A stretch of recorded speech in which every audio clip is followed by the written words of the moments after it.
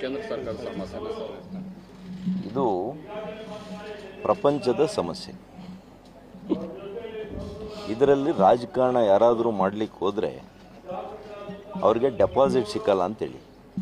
ವಿಶೇಷವಾಗಿ ನನಗೆ ಗೊತ್ತಿದೆ, ಈ ಕಾಂಗ್ರೆಸ್ನವರು ಅವರಿಗೆ ಅವ್ರ ಸರ್ಕಾರವನ್ನು ನಡೆಸಲಿಕ್ಕೆ ಯೋಗ್ಯತೆ ಇಲ್ಲ. ಇಂಥ ಭೀಕರವಾಗಿರ್ತಕ್ಕಂಥ ಯುದ್ಧ ನಡೀತಾ ಇದ್ದರೂ ಕೂಡ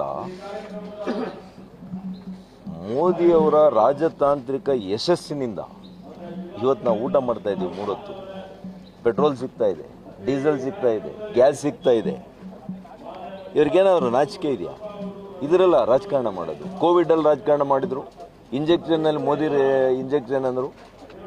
ಇವತ್ತು ಅಲ್ಲಿ ಪಾಪ ಸಾಯ್ತಾ ಇದ್ದಾರೆ ಜನ, ವಿಮಾನಗಳು ಹೋಗ್ತಾ ಇಲ್ಲ. ಪಕ್ಕದ ಪಾಕಿಸ್ತಾನದಲ್ಲಿ 50% ಜಾಸ್ತಿ ಮಾಡಿದ್ದಾರೆ ಬೆಲೆ. ಅಂದರೆ ಎಷ್ಟಾಗಿದೆ? 300ರಿಂದ 400 ರೂಪಾಯಿ ಆಗಿದೆ ಪೆಟ್ರೋಲು ಡೀಸೆಲ್. ಹಾಗಾಗಿ ಇದೆಲ್ಲ ಕೂಡ ಎಮರ್ಜೆನ್ಸಿ ಸಿಚುವೇಶನ್. ಇವೆಲ್ಲ ತುರ್ತು ಸ್ಥಿತಿ.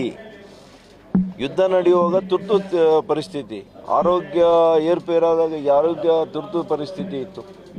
ಇಂಥ ಸಂದರ್ಭದಲ್ಲಿ ದೇಶ ಒಂದಾಗಿ ವಿಚಾರ ಮಾಡಬೇಕು. ದೇಶ ಒಂದಾಗಿ ನಾವು ರಾಜಕಾರಣ ಮಾಡದೆ ಯಾವ ರೀತಿ ನಮ್ಮ ಜನರನ್ನು ಉಳಿಸ್ಕೋಬೇಕು, ನಮ್ಮ ಜನರಿಗೆ ಯಾವ ರೀತಿ ನಾವು ಸಹಕಾರ ಕೊಡಬೇಕು ಅನ್ನೋದ್ರ ಅಷ್ಟೇ ಇರಬೇಕು. ಬಿಟ್ಟರೆ ಇದರಲ್ಲಿ ರಾಜಕಾರಣ ಮಾಡಿದ್ರೆ ನಿಜವಾಗಿಯೂ ಕೂಡ ನಾನು ಹೇಳ್ದಂಗೆ ಡೆಪಾಸಿಟ್ ಬರಲ್ಲ. ಸರ್, ದೇಶದಲ್ಲಿ